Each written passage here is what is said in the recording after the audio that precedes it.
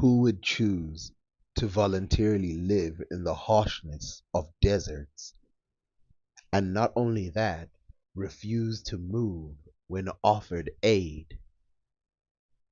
The tubu have lived in this region, the Tibesti Mountains of Libya, close to Chad, since at least 500 BC. Writings by Herodotus calling them troglodytes and possibly calling the Chadians Garamantes speak of their stubbornness and their apparent voices that sound like bats. Now, the statement has been altered and changed by people to mean whatever they want. Potentially, it refers to the ululating of the females, but was misunderstood by Herodotus as part of their language when reported to him. He says that the people living in this region are Ethiopians. Now, old habits die hard. How do we know? Well, the people, known as the Tubu, who live in this region, are almost African in all ways. They leap like other Nilo-Saharans, which is expected since their language is Nilo-Saharan. They dance like other Africans, play the drums like other Africans, but they have one difference, and that is their love for the desert. But it was not always this way, as some European scholars speculated that these people must have been ancient to these parts because no one would move from the fertile lands of sub-Saharan Africa and move into a desert, a rocky mountainous desert. No one up until the 1800s had ever discovered rock art in these regions, and speculation started to grow over whether or not these people were as ancient as thought before. Did they actually represent the troglodytes that were talked about by Herodotus? It was only when some brave people decided to communicate and talk to the locals, seeking out this history, that they found ample evidence everywhere. This rock art that was found showed so many things that you have to count them. Let's start with three major ones. One, they found cattle. Finding cattle means that these people were a cattle culture before they were camel culture, which today they are well associated with camels. Their technique and their innovations of handling the desert seem to be very modern indeed. And the fact that they refused to move was telling us that they had an ancestral tie to the land. The second is camel riding warriors, who are depicted as dark brown, which is obvious since no one who lives in this region has really been anything but. But what makes it curious is that it's almost like a timeline laid out for you, where you start with a camel culture, you go to a warrior culture, and then finally you go to a settled culture, but they remain nomadic, and they have been nomadic. It's these descriptions that show that this is the exact same tribe described over and over again. A third speculation is that they are an offshoot of the ancient Egyptians, or the ancient Egyptians are an offshoot of them. Now, these cattle that are drawn here are 8,000 years old. In other words, 6,000 BC. Something that had never been considered at the time was that Egypt was not a desert at this time. Searching in places like these that have been neglected because they thought, what will you get from a random small tribe that lives just outside of the Arabs that was probably brought there as slaves, and they show no potential of anything bigger since their lives are so harsh in the desert that they seem to be survivalists at best. Now, there's more to their culture that seems Egyptian, not only their language, but also their traditions. One of them are female markets, female only markets. Now remember, Herodotus also described a female only market, but he described it in Egypt. He said that there are markets that are laid out all over Egypt where only the females go and the men stay at home and take care of the kids. Now, probably an exaggeration on his part, but it tells us that there must have been some continuation between these North African tribes, as I've shown a video of a man describing that this was also true of other North Africans. The Tubu, who are still connected to their prehistoric culture, find themselves in a confusion of worlds today, adopting all the modern technologies we have, but still sticking with ancient religions. A strange fact, considering the fact that almost all other Africans have given up their religions for Abrahamic faiths and only yielding a little bit or looking back a little bit. The Tubu still have large populations of themselves who believe fully in the traditional animism. Of course, this animism was once the dominant power all over Africa, from Egypt all the way to South Africa.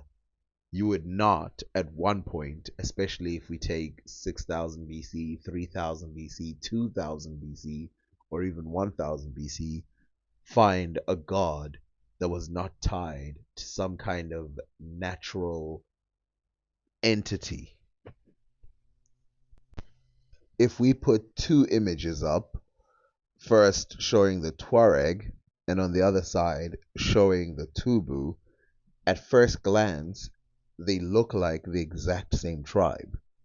It's almost impossible to tell. These coins hanging from their hair and these chains also hanging from their hair. Not only do they seem like they belong to the same tribe, but they're both nomadic. They both take care of camels. They're both matrilineal, and they both live successfully well in deserts and are in North Africa. What about these tribes is so different? If off these points they seem so similar? Well, couple things.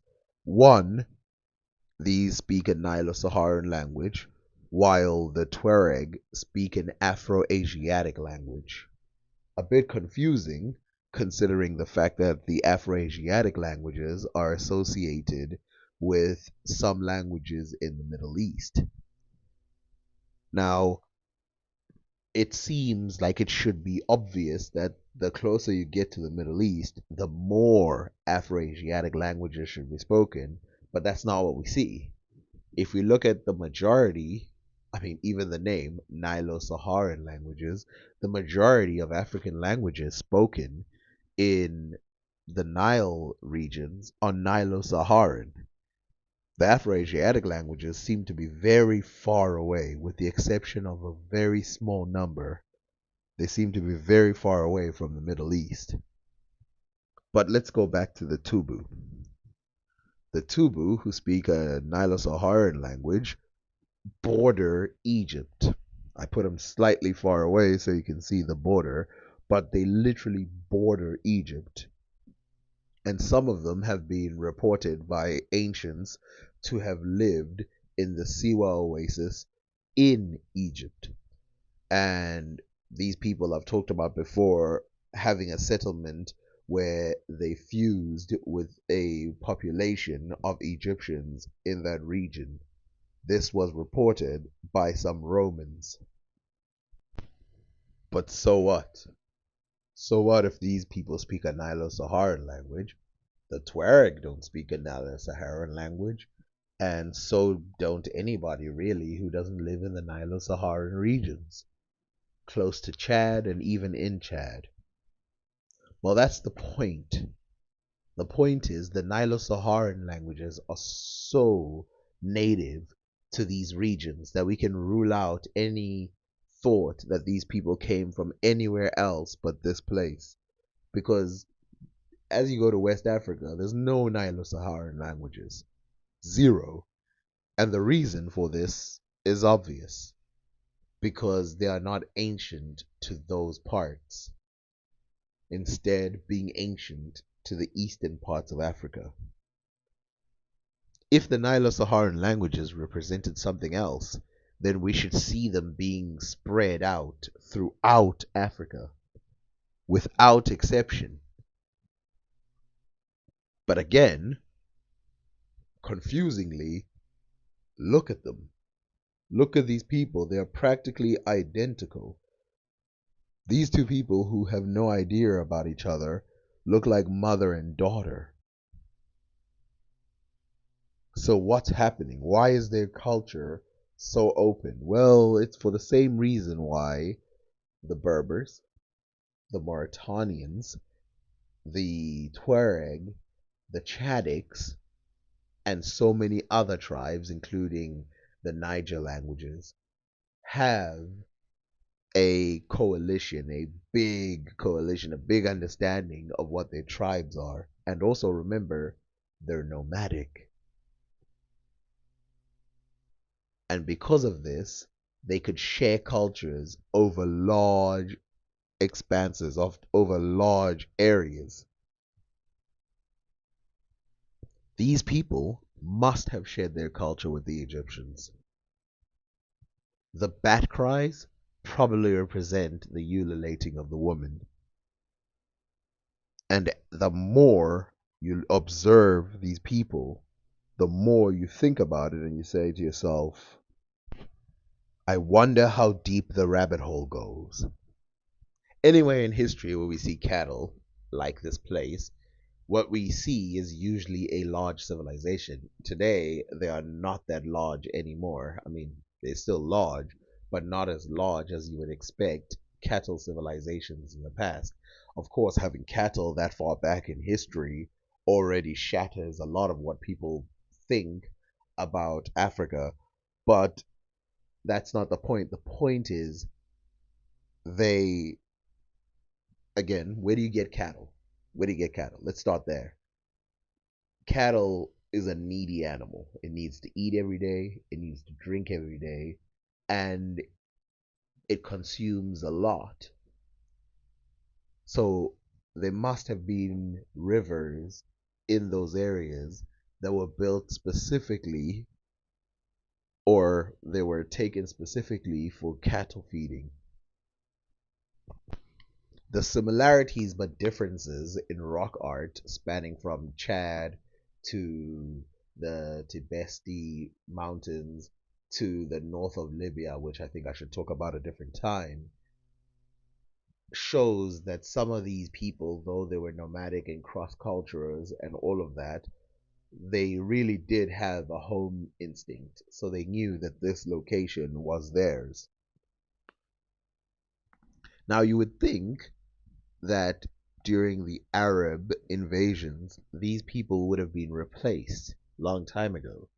They don't seem to be vast in numbers, and they don't seem to be vast in decisions. Even if you look at the greatest of European empires, they don't touch these people.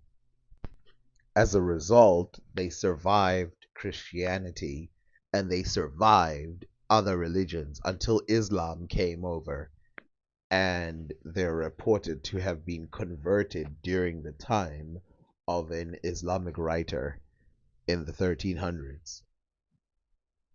This Islamic writer that writes about them and writes about the conversion is also concerned because, of course, Africa's conversions to Islam are almost never the same as that of Europe.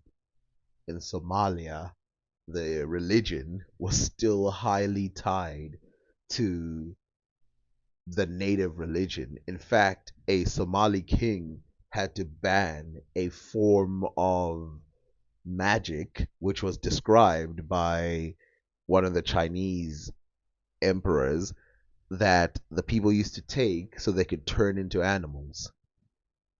Some kind of potion they would take that would turn them into animals. Those were Muslims. And then you had West Africa, where Ibn Battuta was complaining that the people walk around stark naked. Even in the Kingdom of Congo, when Christianity was introduced there, again, old habits die hard. Can you imagine trying to explain to a Christian that you just recently converted these people, but you can't convince them to change their clothes? If we pivot for 1 second to the Kingdom of Congo and we look at the three founders of the Christian religion in Congo, whether that be Njinga or that be his son Alfonso or his wife, what we will see is that, again, old habits die hard. But this will be a story that I'll have to tell a different day. But let's just start by saying Njinga went back from Christian to traditional belief. Afonso didn't, but even he allowed, as zealous as he allowed people to continue to worship in some ways, which is why some of the religion remains to this day. As someone who's curious, I'm always curious about the number of jewelry that these people carry around. I don't understand why they have so much. It's almost completely the way of the time. Now, of course, we can go back to Herodotus, who also describes the people living in this area. He called them the Ammonians, and then he described the Ammonian Ethiopian leader who wore blue, as you can see there, the Tuareg are wearing blue, a blue veil, as he describes it, and that these Ammonians, they valued this blue so much that they would travel all the way to other Nubian regions to go find this blue. Also, he describes them wearing jewels and trading for them, but something about that blue just gives away his obsession with color, with adornment is the word I'm looking for. Pivot back to the Kingdom of Congo. In the Kingdom of Congo, a lot of things are described. The houses are described as not too bad, but not too good either. The people are described as erratic and wild and vile in their nature, meaning that they were not Christian. That's what that really means. Their religion and their art is described as savage. But in all of that bias, they look at the people's clothes and they say, truly sophisticated. And in fact, one of the authors, an Italian, says that their dyes far exceed those of Europe.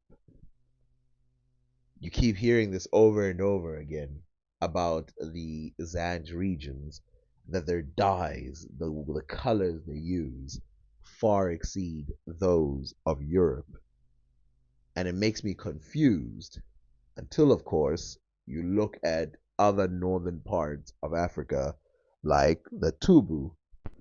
If you've ever watched my channel, then you do know that I have always speculated that these languages have a crossover at some point, that some of the words must have some kind of common origin, whether it's for trade or whether it's because they originate from the same general area. Now, even though this is a Nilo-Saharan language, it has a bend in Chadic.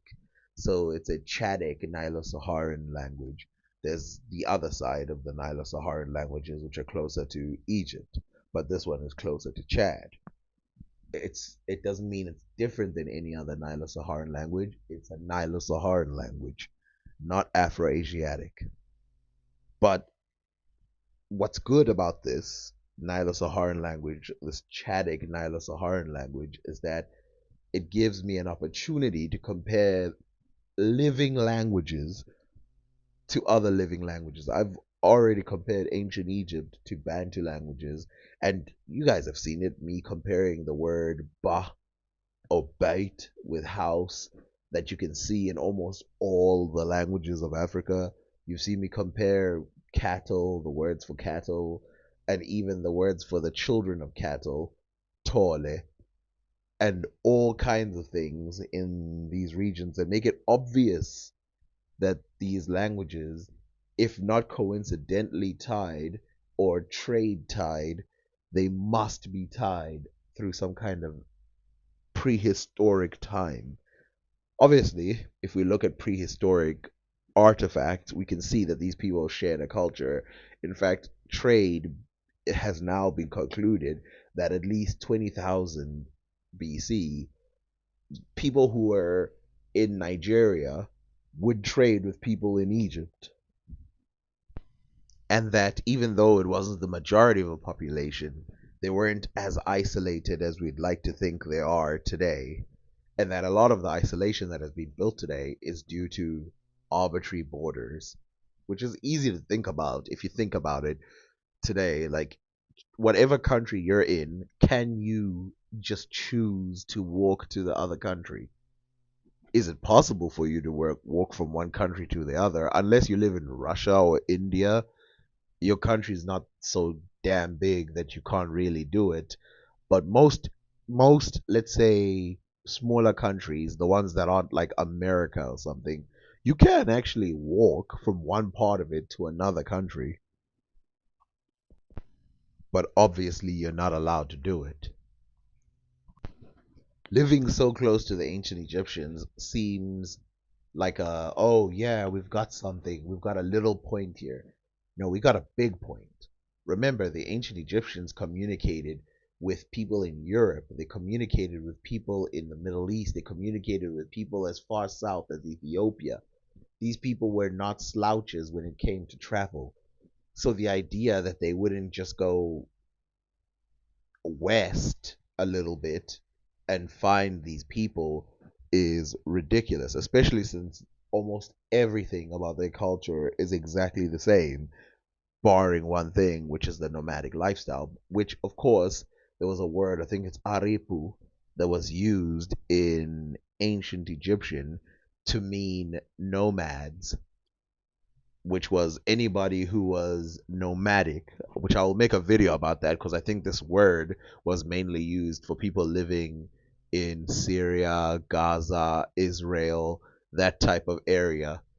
Now, the people living in those areas of Syria, Gaza, Israel, and all of those areas represent a halfway between the Mitanni and the ancient Egyptians. At the time of the Mitanni, the ancient Egyptians had contact, even though I showed you then the Akkadians, it's hard to find the contact, but they had contact with the ancient Egyptians. And when the Mitanni came, there was not only a definite contact, but they had similar words for similar people, just like these Apiru people that I'm talking about. Because of a slight change in pronunciation, just like the word per and bar in the Afroasiatic languages, you can see here that it's Habiru in the, let's say, Afroasiatic Semitic version. But Apiru is what they call it in ancient Egyptian.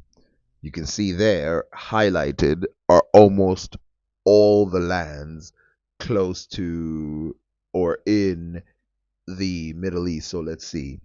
Kadesh, Sumer, Babylos, Hasi, Sidon, Tyre, Damascus, Hazar, Jerusalem, Gath, Canaan, that entire region.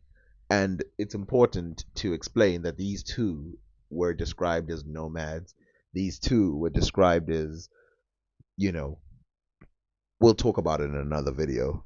But basically, this is the earliest evidence that we have writing of the people who lived in Israel being described, and they're not being described as Israelites. Instead, they're being described as Apiru or Habiru. The Mitanni leaders, of course, were Indo-European, but over deep research, I found out that the majority of people living under the rule of the Mitanni were actually in themselves Semitic. They were not. They did not represent the wider ranging of Indo-Europeans. Now, obviously, the gods that the Indo-Europeans came with came to be worshipped in those parts, and in fact, the language that they speak has a lot of similarities with the Indian languages, even though Indo-European languages tend to have that, but this one is even stronger because it's so ancient. Yep, but that's a story for another day. All of this is a story for another day. The similarities, though, that we find with some of these places in Canaan and Israel will be discussed later.